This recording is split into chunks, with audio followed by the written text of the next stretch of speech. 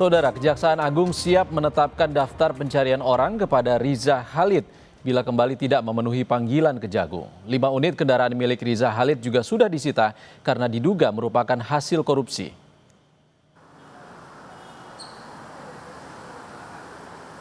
Kejaksaan Agung menyita 5 unit kendaraan yang diduga terafiliasi dengan tersangka Riza Khalid. Saat disita penyidik, 5 unit mobil tersebut sudah tidak terpasang plat nomor. Diduga hal itu sengaja dilakukan agar tidak terdeteksi. Aset-aset tersebut diduga merupakan hasil ataupun digunakan sebagai alat tindak pidana korupsi oleh Riza Khalid. Dari hasil penyitaan didapat ada 5 unit kendaraan yang di depan. Ini ada Toyota Alphard, ada Mini Cooper, ada 3 mobil sedan Mercy. Barang-barang ini disita dari pihak terafiliasi, di mana yang bersangkutan sudah dipanggil, tetapi pada saat pemanggilan tidak diindahkan dan kita melakukan penggeledahan. Dari penggeledahan ini kita mendapatkan barang-barang bukti yang diduga oleh penyidik ada kaitannya dengan kepemilikan atas nama tersangka MRC. Kapus Penkum Kejaksaan Agung mengungkapkan siap mengambil langkah hukum hingga berpotensi melakukan penetapan daftar pencarian orang bila Riza Khalid kembali tidak memenuhi panggilan Kejagung. Kejagung telah menjadwalkan pemanggilan kepada Riza Khalid sebanyak 3 kali. Kemarin dijadwalkan pemanggilan yang ketiga. Yang jelas penyidik akan segera melakukan langkah-langkah hukum ke depannya. Ya mungkin nanti sekalian bisa melakukan penetapan DPO-nya nantinya dengan juga red notice juga. Riza Khalid telah ditetapkan menjadi tersangka dalam kasus dugaan tindak pidana korupsi terkait tata kelola minyak mentah dan produksi kilang PT Pertamina Subholding. Kejagung masih terus melakukan pengembangan untuk mencari aset-aset lain yang terkait dengan tersangka. Tim Liputan, Kompas TV. Mengetahui informasi terkini, kita segera bergabung dengan jurnalis Kompas TV Triksi Valencia dan juru kamera Andika Pratama di Gedung Kejaksaan Agung Jakarta. Selamat siang, Triksi, sejauh mana upaya Kejaksaan Agung untuk menangkap Riza Khalid?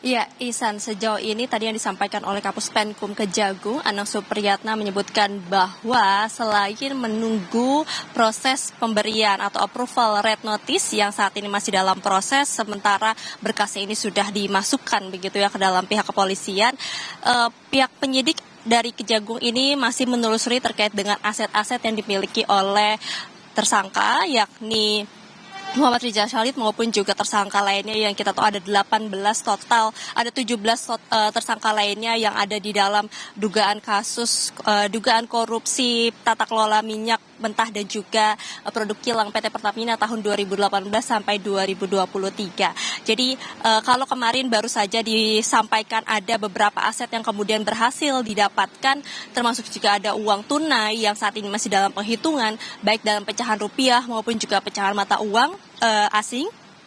Saat ini penyidik juga masih menelusuri lagi aset-aset mana saja yang berkaitan ataupun juga yang terafiliasi terhadap dugaan korupsi ini.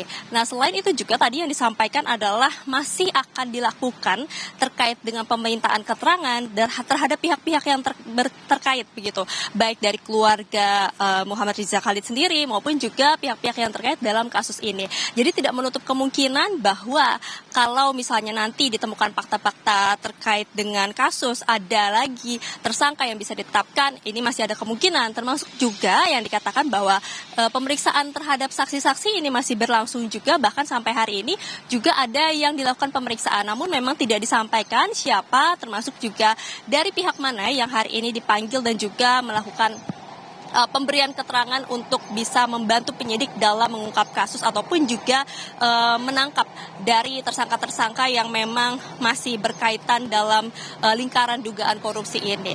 Nah, selain itu juga yang tadi kami tanyakan adalah terkait dengan keberadaan dari Muhammad Ridza Khalid yang memang saat ini dipastikan ataupun juga ditegaskan tadi dari pihak Kapus Penkum Kejagung bahwa memang tidak ada di Indonesia. Sehingga ini juga menjadi satu urgensi untuk menunggu approval dari red notice itu sendiri. Ketika sudah ada approval, red notice sudah dilayangkan, maka nanti akan ada bantuan dari Interpol di negara-negara lain yang bekerja sama dengan Indonesia tentu saja untuk bisa membantu menangkap dari Ridza Khalid maupun juga tersangka lainnya dalam dugaan korupsi lainnya yang memang juga sedang dalam proses red notice.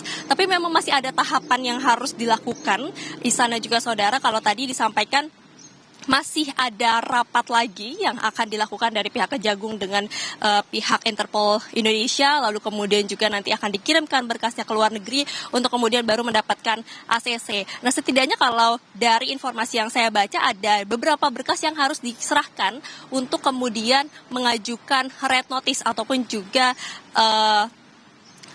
red notice kepada beberapa pihak ataupun juga salah satu pihak yang sedang dituju.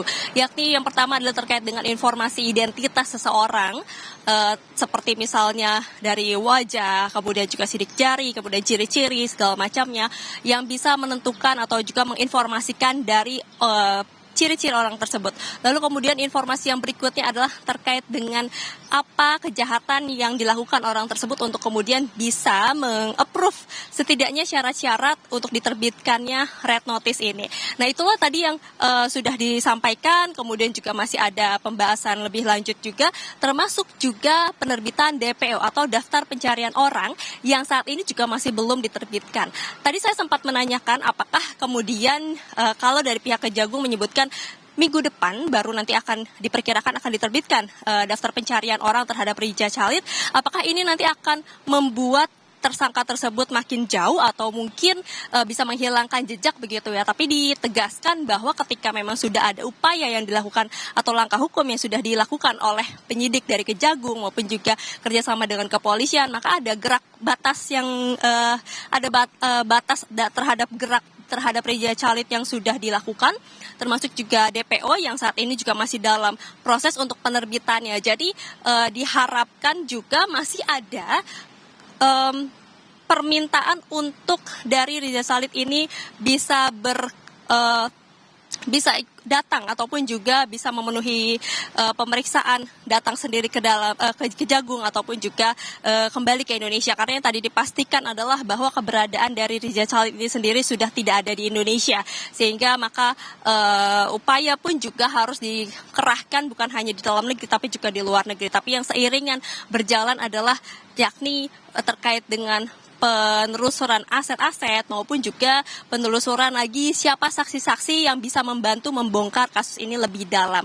Karena memang tidak menutup kemungkinan bahwa tadi yang ditegaskan masih ada tersangka baru mungkin yang bisa ditetapkan ketika ada fakta-fakta baru ataupun juga aset-aset yang semakin bertambah yang bisa disita ataupun juga dibekukan oleh Kejagung untuk bisa meminimalisasi ataupun juga menghentikan proses dari penghilangan jejak ataupun juga proses dari pemindahan dana dan segala macamnya yang akan dilakukan untuk kemudian bisa mengurangi bukti-bukti terhadap para tersangka. Nah, kalau kita melihat sampai sejauh ini bagaimana Ridza Khalid sudah ditetapkan sebagai tersangka pada 10 Juli 2025, keberadaannya sendiri sudah disampaikan bahwa tidak ada di Indonesia sejak tanggal 10 Juli atau bahkan ketika Ridza Khalid ini masih dipanggil sebagai saksi yang kemudian juga mangkir sebanyak 3 kali. Jadi sebelum tanggal 10 Juli dirinya ditetapkan sebagai tersangka, Ridza Khalid ini juga sudah disampaikan bahwa keberadaannya tidak ada di Indonesia.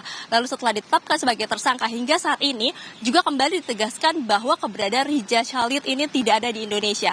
Akan tetapi tadi disampaikan oleh Kapus Penkum Kejaksaan Agung Anang Supriyatna bahwa keberadaan Ridza Khalid ataupun juga tersangka dalam dugaan korupsi tata kelola minyak mentah dan juga produk kilang PT Pertamina tahun 2018 sampai 2023 ini sudah dipegang oleh penyidik. Jadi memang masih akan ditunggu lagi proses-proses ataupun juga dinantikan lagi proses-proses yang masih saat ini dilakukan oleh penyidik, penerbitan red notice, kemudian juga aset-aset penggeledahan yang dilakukan oleh pihak penyidik Kejaksaan Agung untuk kemudian menguatkan kembali bukti-bukti yang bisa memberikan memberikan tuntutan yang lebih berat ataupun juga nanti hukuman-hukuman yang nantinya dilihat sesuai begitu ya untuk diberikan kepada para tersangka termasuk juga kepada Rija Khalid yang juga masuk menjadi tersangka ke-18 dalam dugaan korupsi ini. Ihsan. Kejagung masih menunggu red notice dari Interpol. Terima kasih. Triksi Valencia melaporkan langsung dari Kejaksaan Agung Republik Indonesia. Terima kasih Triksi.